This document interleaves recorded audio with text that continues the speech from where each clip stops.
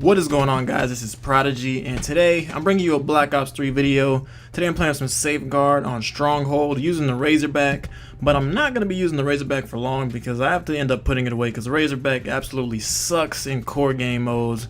So I get frustrated a little bit and I pull out the Brecci shotgun and then I start going to work on these guys. So, you know, not to brag or anything like that, but just keep an eye on that in the background as I continue this commentary, alright?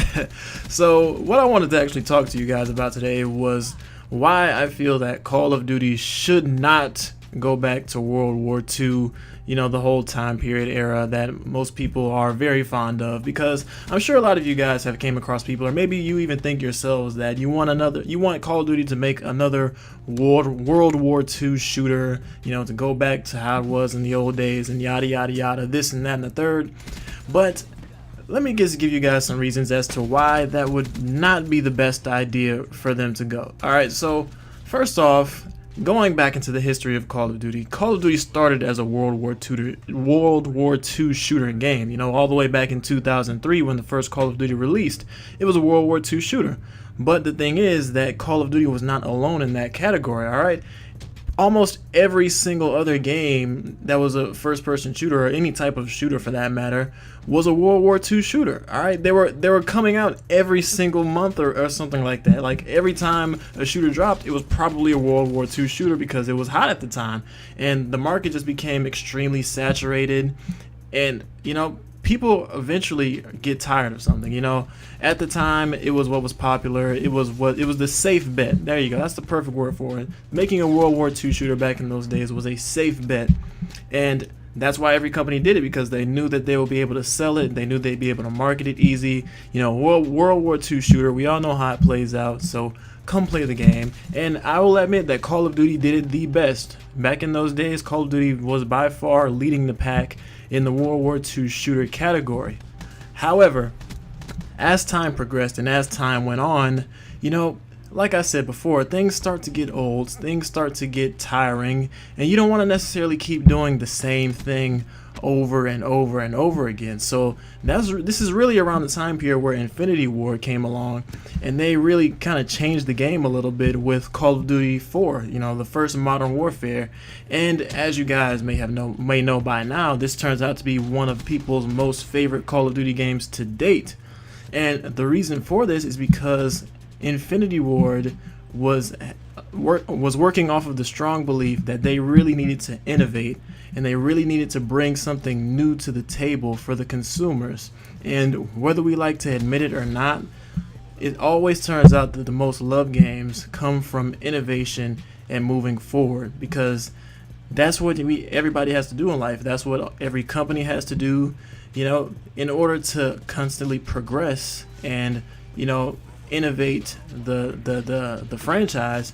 You're gonna have to bring something new to the table, because if you just keep doing the same thing over and over again, it's just gonna get stale whether people want to admit it or not.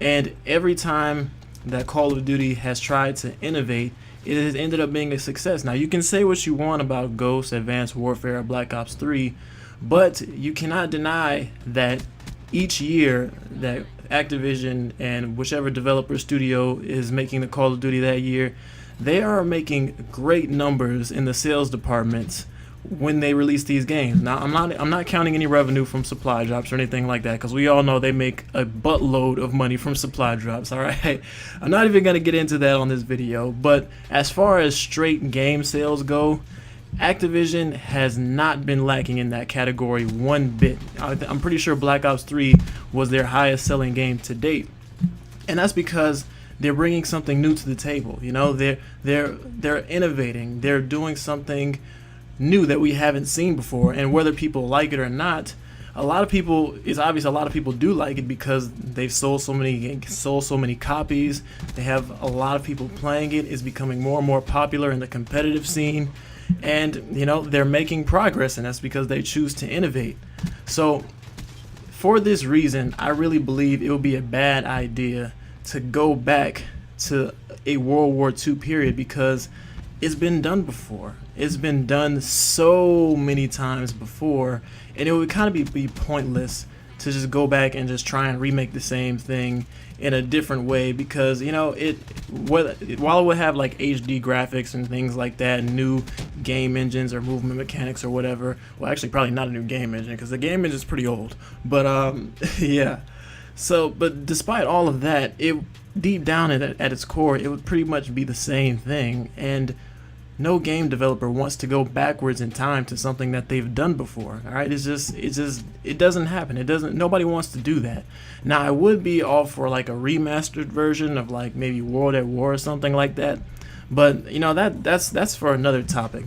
I'm strictly talking about like new games right now that come out each and every November for the Call of Duty franchise, because I think a lot of people get caught up in the feelings of enjoyment that they had when they first played these games back in the day, like World at War or the original 3 Call of Duties. They get so caught up in those feelings of enjoyment that they had that they just think that that is superior to everything and nothing could possibly ever beat that. But in reality, if they were to remake a game like that, it wouldn't give you that same level of enjoyment. Nothing could possibly match that experience that you had the first time you tried something. You can never match that first high, all right? My first love was Modern Warfare 2. I don't want them to release Modern Warfare 2 again. At least not in its current state, because Modern Warfare 2, looking back on it, if I played Modern Warfare 2 for the first time right now, I'd probably play it like twice and never play it again because of all the BS that exists in that game. It was very, very fun at the time because I didn't know any better, and I think a lot of people were like that in the sense that, they were new to Call of Duty and they were just having fun. But if that game came out now, I'd probably hate it. All right, and that's just being honest, because we have to admit that while we may have had fun with something in the past, it's not gonna match up and be the exact same as we want it to be in the future. All right, sometimes we just have to let old feelings be memories and just appreciate them for what they were and quit trying to recreate them, because 9 times out of 10 they're gonna be worse. All right, we all know the sequel's never as good as the original. So while you may not like Call of Duty in its current state, at least appreciate the fact that they're trying to innovate and bring something new to the table. And before you know it, they may end up creating something that you really truly love and enjoy. All right, so you just got to give it some chances. I'm not saying buy every Call of Duty that comes out, obviously, but give what the developers release a chance. Actually see what it is, be open-minded, and try not to be so caught up on past experiences and memories of games that you played in the past, because whether we want to admit it or not, they're in the past and they're gone and they're never coming back the way we remember them. So that's gonna wrap it up for this video, guys. Hopefully you enjoyed it. I really appreciate you watching up to this point, and I want to give a quick thank you to Thunder for allowing me to upload this video here on TSG. I really appreciate that.